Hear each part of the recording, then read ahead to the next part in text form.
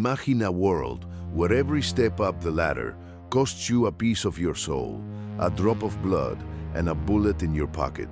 In the Italian Mafia, the climb is measured not in salaries, but in blood, loyalty, and the weight of a single bullet in your pocket. The higher you rise, the tighter the noose, and the harder it becomes to ever step away. From the dusty streets of post-war Sicily to the neon-lit backrooms of American cities, the modern Cosa Nostra grew out of a desperate need for order, protection, and profit. Families formed a secret network, each bound by a code of silence that turned neighborhoods into territories and ordinary men into enforcers of a shadow economy. The ladder they built is ruthless, a hangaround who runs errands, an associate who handles small deals, a soldier who carries the gun, a capo who commands crews, and finally the boss who sits at the head of the table. Every rung brings more power, more money, and a deeper psychological burden. There is no retirement plan, no pension, only the promise that loyalty and the ability to generate wealth will keep you alive a little longer. By the end of this video, you'll know every rank, what each member does, how the psychological burden grows, and why retirement is a myth for anyone who ever wore the black-handed glove. If you've ever wondered how a street kid becomes a godfather, smash that like button now. It tells the algorithm we're on the right track and helps more curious minds find this deep dive. A hangaround is the foot soldier of curiosity. They are often teenagers or low-level outsiders, friends from the same block or distant relatives who want to prove themselves. Their first test is simple: deliver a package without asking questions. Pass, and they earn a small badge, a plain black shirt, a discreet tattoo hidden under a sleeve. At this stage, the payoff is not a bank account, but a sense of belonging. The money they handle is a few hundred euros at most, enough to buy a night out or a new pair of shoes. But the real reward is the whisper of power in the back room of a pizzeria. The risk is low compared to later stages. A police blotter for possession of illegal goods, perhaps a short stint in a holding cell, but the family already invests in their loyalty, and the hangaround learns to live two lives. The one their mother sees, and the one that hides behind a door marked private. When a hangaround consistently brings in small profits, shows reliability, and never cracks under pressure, the capos start to notice. The transition trigger is simple. Prove you can generate a few thousand euros without drawing unwanted attention. That's when the associate title is offered. An associate steps out of the shadows and begins to handle street-level operations, collecting protection money, running small gambling tables, or moving contraband. They no longer wear the plain black shirt. They earn a more polished suit, a sign that they are being groomed for greater responsibility. The money flow increases to a few thousand euros per month, and with it comes a sharper edge of danger. Police surveillance becomes a constant threat. Rival crews start to view them as a target, and the associate must learn the delicate art of balancing fear and respect. The psychological burden deepens. The associate now carries the weight of expectation, not just to make money, but to enforce the code of silence, known as omertà. Breaking that code can mean a death sentence, not only for themselves, but for their families. The fear of betrayal becomes a constant companion, and the associate learns to trust only the eyes that watch their back. If you've ever felt the pull of belonging to something bigger, type belonging in the comments. I love reading your stories. At this point, the door to the next level, the soldier, is a jar, but only for those who have proved they can survive the heat without burning the whole operation. A soldier takes the oath, swears lifelong loyalty, and receives the black-handed glove that symbolizes the blood oath. They become the muscle, the enforcer, the one who carries the pistol and the responsibility for violent retribution. The money they command jumps into the tens of thousands, and the risk escalates accordingly. A single mistake can draw a federal investigation, a rival gang's ambush, or an internal purge. The soldier's mind is constantly calibrated between the thrill of power and the terror of being marked. If this is blowing your mind, hit that subscribe button and let's keep exploring together, because the story only gets darker from here. What do you think about this twisted ladder? Let me know in the comments. I really want to hear your perspective. The next rung on the ladder is the capo, or caporegime, the captain who commands a crew of soldiers and associates, turning the raw muscle of the street into a disciplined revenue engine. A capo sits at a crossroads where strategy meets brutality. He is no longer just a hired gun.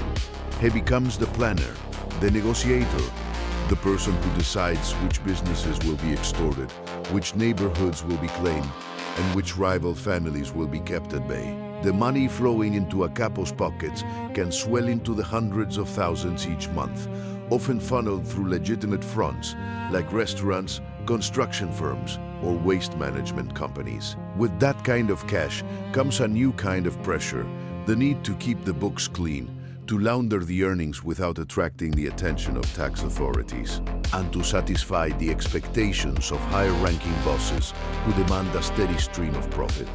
The risk profile for a capo is markedly different from that of a soldier. While a soldier faces the danger of being shot on the streets, a capo faces the danger of being betrayed from within his own crew.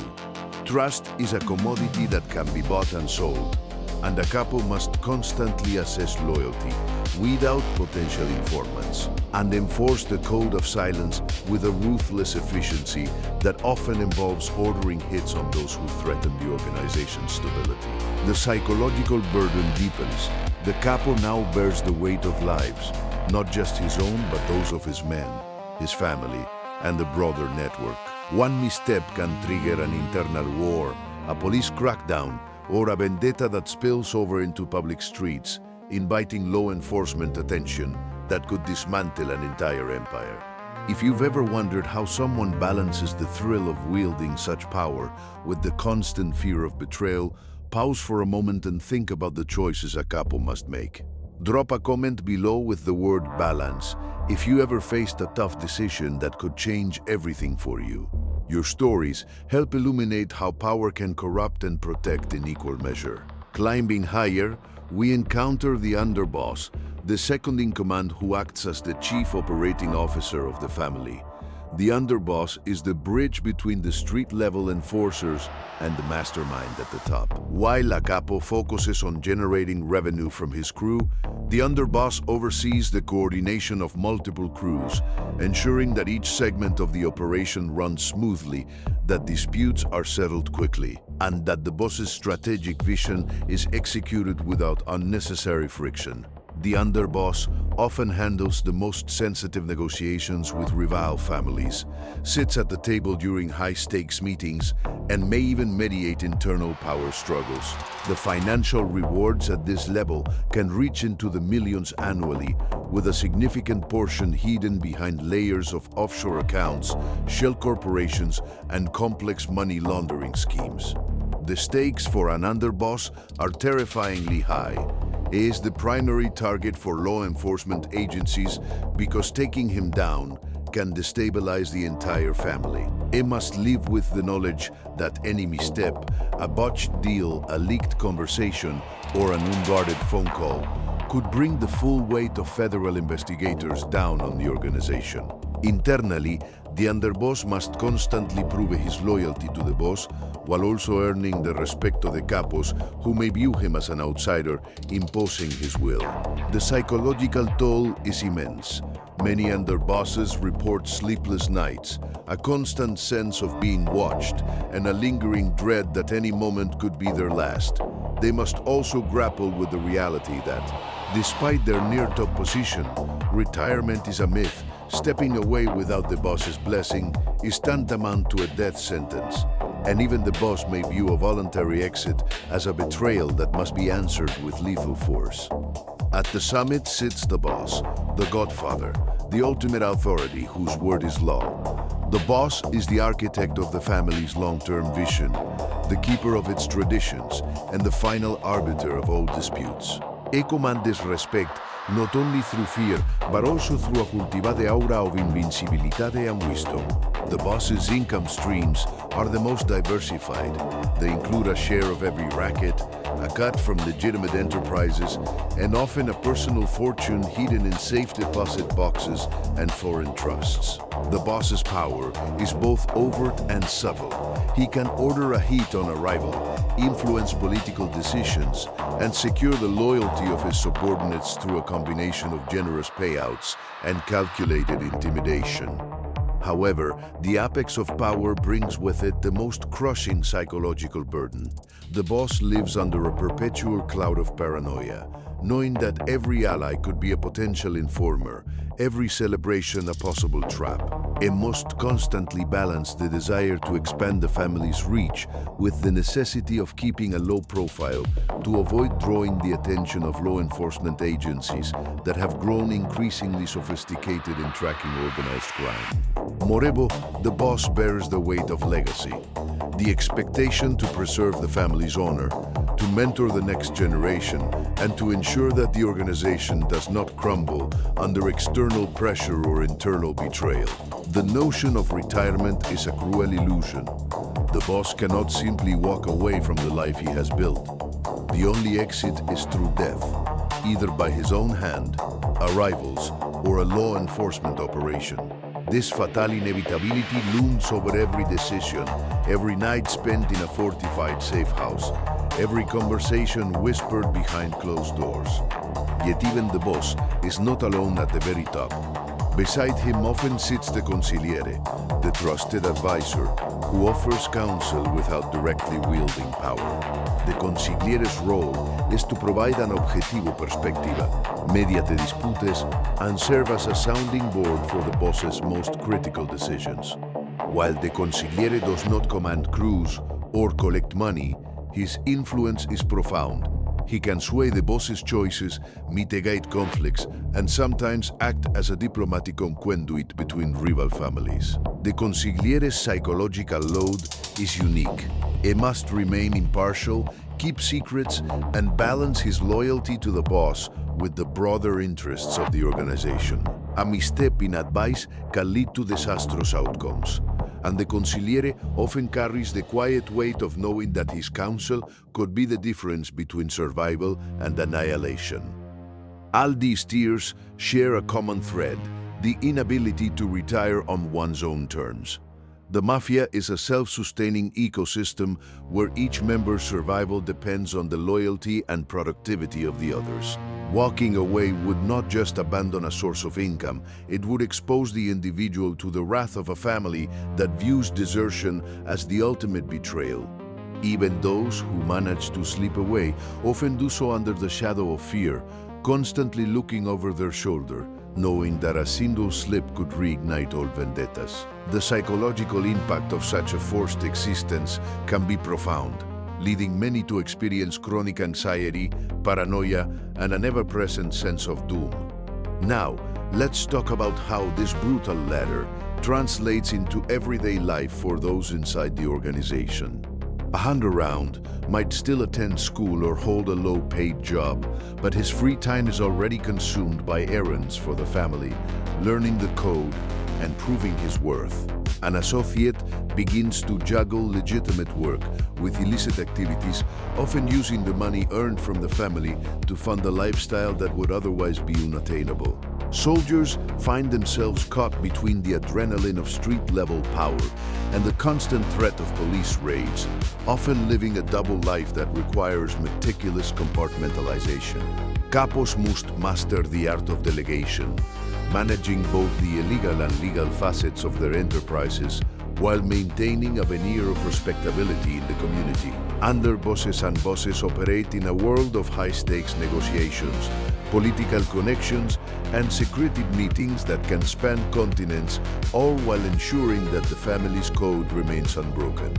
Each step up the ladder is accompanied by an exponential increase in both wealth and danger.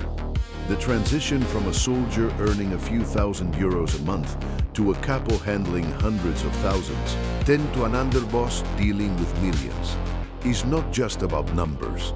It is about the shifting balance of power, the escalation of violence, and the deepening of psychological strain. The more you climb, the more you are forced to sacrifice personal relationships, peace of mind, and ultimately, the chance to ever truly walk away. If you're still with me, you've just taken a journey through the darkest corridors of organized crime, seeing how ambition, loyalty, and fear intertwine to create a hierarchy that is both alluring and terrifying.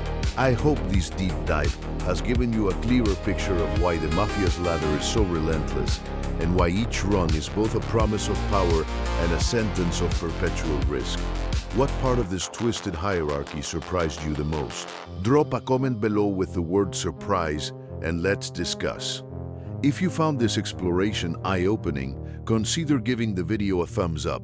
It helps the algorithm recognize that content like this resonates with you. And it encourages us to keep bringing you more in-depth stories from the hidden corners of history and society. And of course, if you haven't already, hit that subscribe button and ring the notification bell so you never miss a new episode. Remember, the ladder never truly ends. There are always more layers to uncover, more secrets to reveal, and more questions to ask. Stay curious, stay vigilant, and until next time, keep questioning the stories you think you know.